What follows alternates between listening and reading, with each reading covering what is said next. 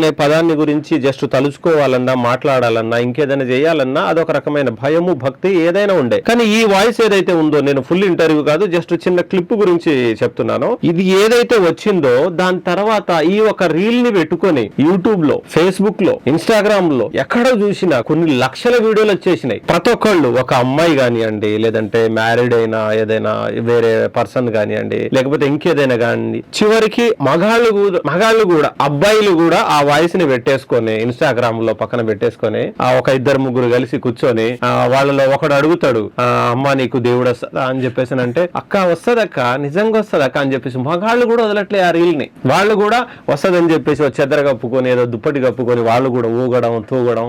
అంటే ఏడిపోయింది చూడండి ఒకసారి.